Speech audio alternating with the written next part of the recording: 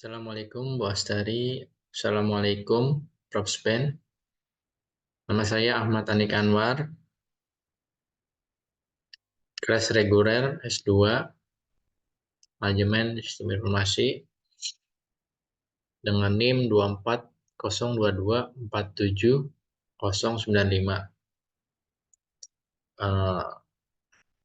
Dengan video kali ini, saya ingin menjelaskan mengenai UAS yang telah diberikan pada para mahasiswa sebagai penjelasan mengenai jawaban yang telah di-create di UAS tersebut. Baik, poin pertama adalah di mana kita ketahui ya platform investasi pada PT XYZ ya merupakan aplikasi reksadana dalam membantu investor pemula berinvestasi di Indonesia. Di mana yang kita ketahui kita sebagai orang awam itu mungkin mengetahui bahwa bagaimana cara investasi di pasar modal. Seakan-akan rumitkah, ribetkah gitu kita sebagai milenial ataupun yang mempunyai niatan untuk berinvestasi. Aplikasi ini pada platform investasi XYZ ini juga diberikan satu LMS untuk pengetahuan pengguna ya, sebagai panduan atau latihan dalam membantu pengguna memahami konsep dasar mengenai investasi. Baik, jawab yang pertama, bagaimana usulan pengembangan model bisnis mengatasi masalah investor untuk investasi pada platform XYZ. Baik, mungkin ini dari usulan saya ya Bu, Pak. Saya pertama mungkin memappingkan dulu suatu bisnis model ya, kanvas model mungkin dari sisi saya, di mana ada key partner, kemudian key activity, value position, customer relationship, customer segment, kemudian key resource, channel, cost structure, kemudian revenue stream. Ya, pertama dari key partner mungkin kita juga dari usulan saya mungkin kolaborasi dengan konten kreator ya. Contohnya seperti itu guna menggait nasabah ya agar menggunakan aplikasi kita. Kemudian juga kita mendatangkan narasumber yang memahami tentang dunia investasi seperti Le Kyung Hong mungkin, Ellen Mai ya. Kemudian key partnernya juga kita salah satu yang kita get mungkin ya ada Gojek, kita harus kerjasama dengan Gojek, Oppo, Dana, ya, Link aja, Sinarmas mungkin, bank-bank yang ada di Indonesia gitu ya, bank besar, Sinarmas, Bank Mandiri, BCA gitu ya. Kemudian key activities-nya kita produksi di media sosial ya, memasarkan produk digital saham, nah gitu ya, seperti FB, Instagram, kemudian ya aplikasi, kemudian update materi belajar. Ini adalah key activity sebagai di mana platform XYZ ini mempunyai satu fitur LMS ya. Tujuannya untuk pemahaman terhadap pengguna yang masih awam gitu. Kemudian ada value proposition di mana kita metodenya investasi yang sederhana ya. Biaya berlangganan atau withdraw ya yang murah gitu sebagai peminat, jadi biaya beban untuk tarik dananya tidak terlalu besar dibebankan kepada nasabah. Kemudian customer relationship-nya itu personal branding, memberikan akses spesial memberikan promo terbatas. Kemudian customer segmennya kita, menyentuh kalangan di antara pegawai lebih dari 23 tahun, kemudian pengusaha ya, kemudian pelajar di antara 17 sampai 25 tahun. Kemudian cost structure-nya mungkin kita juga coba kita explain, di antaranya biaya operasional, ya biaya iklan gitu, gaji tim, kemudian biaya sewa website ya, CEO-nya ya, search engine optimize di website gitu ya.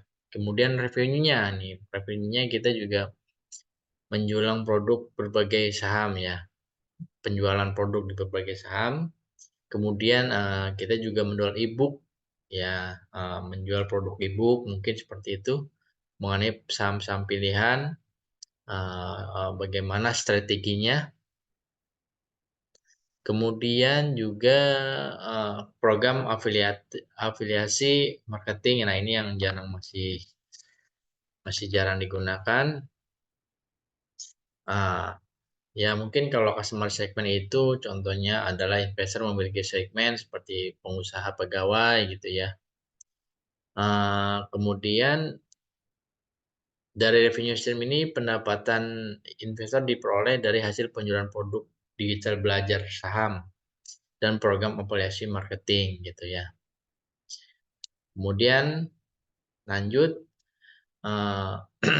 usulan pengembangannya adalah mungkin perluas kampanye edukasi mengenai manfaat dari investasi jangka panjang atau jangka pendeknya, kemudian webinar, kemudian materi edukasi yang mudah dimengerti gitu ya, kolaborasi dengan lembaga pendidikan, kemudian aplikasinya mungkin mudah digunakannya ya, untuk saran dari saya user friendly gitu ya. Kemudian juga diverifikasi oleh mungkin jasa keuangan ya, OJK gitu ya, agar lebih terpercaya gitu si apabila pengguna mau mendownload aplikasi kita. Nah, kemitraannya juga kita juga dengan bank, contoh seperti itu, lembaga keuangan. Proses investasi menginginkan aktivitas bagi pengguna di seluruh Indonesia, jaringan lokal. Saya juga menambahkan beberapa paper untuk memperkuat jawaban tentang UAS saya menarik penelitian yang dilakukan oleh Kurniawati pada tahun 2023 ya. Penelitian ini bertujuan untuk mengetahui dan menguji faktor yang mempengaruhi penggunaan MIS pada aplikasi investasi online ya. Paper ini menggunakan aplikasi Bibit ataupun Ajaib dengan menggunakan model TAM gitu. Dari kesimpulan paper tersebut ya, berdasarkan hasil penelitian ini dapat disimpulkan bahwa penelitian berhasil mencapai tujuan penelitiannya. Tujuan dari penelitiannya itu menguji membandingkan pengaruh persepsi kemudahan pengguna, mungkin manfaat. Kita juga memberikan pemahaman risiko, ya tingkat kepercayaan lingkungan, ya. Lalu untuk LMS-nya itu sendiri adalah pengembangan konten LMS yang interaktif gitu ya, adaptif. Jadi mengetahui ada sifat dari sisi pengguna gitu, sifatnya itu dia bisa dilihat dari sekarang udah banyak teknologi AI mengenai sifat dari user pengguna LMS gitu. Kemudian kita juga menyediakan program reward dan interaktif gitu ya. Nah, Kemudian di sini juga kita mempunyai hipotesis mengenai LMS-nya di paper LMS mengenai investasi di platform XYZ. Teknologi informasi semakin canggih membuat aktivitas bisnis jauh lebih efektif dan efisien. Adanya aplikasi secara onsite merupakan solusi khusus di masa ini ya. Calon investor untuk berinvestasi tanpa perlu melakukan pertemuan tatap muka gitu. Jadi lebih simpel. Kemudian yang saya ketahui kesimpulannya adalah kemajuan teknologi dalam bidang perbankan ditunjukkan hadirnya peran investasi berbasis digital. Responden dalam penelitian ini hanya terbatas menggunakan investasi digital berasal dari generasi Y dan Z. Ekspektasi kinerja, ekspektasi usaha, pengaruh sosial, motivasi, dan kondisi presiden mendorong niat seseorang untuk menggunakan sistem informasi pada konteks penelitian ini gitu. Baik,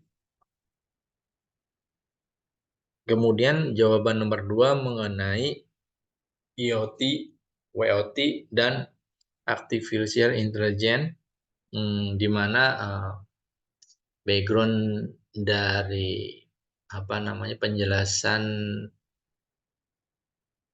pertanyaan mengenai uh, pemanfaatan IoT, WOT, dan Artificial Intelligence dalam bidang perkebunan di perkotaan, tentu seperti itu ya. Penggunaan IoT yang sesuai dan kegunaannya beberapa yang saya usulkan adalah pertama memonitoring tanaman secara real time. Di situ kita juga dari IoT kita dapat memonitori tanaman secara real time, kelembapan tanah mungkin gitu ya, terus suhu gitu udara. Kemudian juga kita bisa mengatur irigasi otomatis. Nah, ini adalah penyiraman otomatis karena irigasi otomatis itu mungkin ya. Jadi durasi berapa menit itu dia akan otomatis berjalan. Kemudian pemantauan pestisida dan pupuk. Nah, ini adalah kita juga dapat pemantauan hama atau penyakit menggunakan sensor kamera ya untuk mendeteksi hama. Kemudian adalah usulnya sistem pencahayaan. Nah, ini bagi tumbuhan sistem pencahayaan itu perlu untuk fotosintesis atau yang kita sebut dengan cara dia uh, makan gitu. Nah, ini adalah mengukur intensitas cahaya pada suatu ruangan ya, tertutup greenhouse, seperti itu. Kemudian sensor CO2-nya, oksigennya, memantau kadar oksigen, oksidasi dalam greenhouse, memastikan kondisi udara yang optimal. Kemudian dari sisi WOT-nya bagi WOT, bagi pemerintah kota, diantaranya mungkin ya, mungkin pemerintah dalam ini ruang lingkup kecil dulu di antara rukun warga dan RT gitu ya. Pertama sensor pemantauan hidroponik mengangkut tingkat kelembaban tanah, suhu air, dan nutrisinya. Kemudian otomasi kontrol pengontrolan penyiraman. Kemudian interaksi publik antar muka publik yang diakses melalui web dan aplikasi seluler, jadi WOT. Jadi kita bisa mengontrol melalui web dan aplikasi seluler ya. Kemudian menyimpan energi menggunakan pencahayaan ya. Kemudian keamanan juga perlu. Nah, baik dalam WOT juga saya menambahkan beberapa paper sebagai penguat saya di jawaban saya. Di antaranya adalah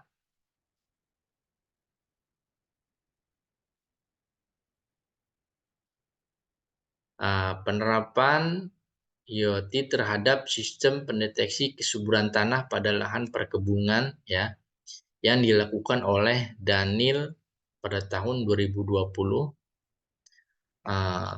Yang saya baca dari paper ini adalah data dari sensor memiliki perbedaan pada tiap jenis tanah, serta dari perbedaan tersebut bisa dinilai untuk merekomendasikan jenis tanaman yang akan ditanam. Kemudian, untuk penerimaan data dari hardware ke web server masih mengalami kendala pada jaringan internet. Kemudian paper mengenai contoh WOT adalah pengembangan perangkat middleware Web of Things berbasis arsitek publish script menggunakan protokol REST dan HTTP. Ya, yang ditulis oleh Kurniawan pada tahun 2018, masalah utama dalam penerapan IoT atau WOT pada perangkat salah satunya solusi diberikan penyelesaian masalah adalah dengan menggunakan web sebagai platform integrasi universal. Jadi kalau kita kelemahan dari IoT, antara lain perangkat dengan protokol beragam dan aksesnya terbatas ya. Nah,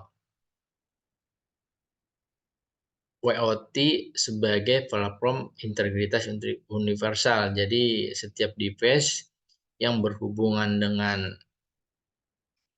sensor tersebut dapat dilacak dengan WOT ini. Kemudian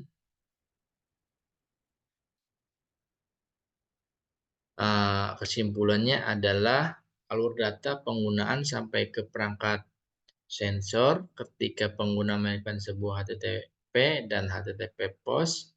Request middleware-nya yang berisi sebuah perintah akan melakukan proses publish ke broker. Setelah itu broker meneruskan perintah ke server node sensor. Hasil pengujian performance ini menunjukkan sistem yang dibangun mampu menangani hingga 100 pengguna secara bersama-sama gitu. Jadi WP2 ini ya, bisa berintegrasi dengan beberapa device untuk memonitor sensor-sensor yang telah diimplementasikan. Kemudian kita lanjut ke usulan mengenai artificial intelligence ya. Baik, mungkin kalau dari saya kecerdasan buatan dapat diterapkan lintas disiplin ya, dan juga dapat membawa perubahan paradigma dalam cara kita memandang pertanian saat ini. Yang kita ketahui juga kemajuan teknologi saat ini dalam bidang AI, Big Data menjadi pendorong utama penyediaan solusi bagi sektor bisnis ya, baik itu ya retail, mungkin pertanian gitu ya. Namun berikut usulan AI menurut saya, versi saya ya. Pertama chatbot, ini bisa interaktif dengan asisten virtual ya. Kemudian AI Agree e-Calculator sebagai aplikasi cerdas membantu petani cerdas memilih tanaman yang paling sesuai dengan keterjangkauan beberapa faktor ketergantungan.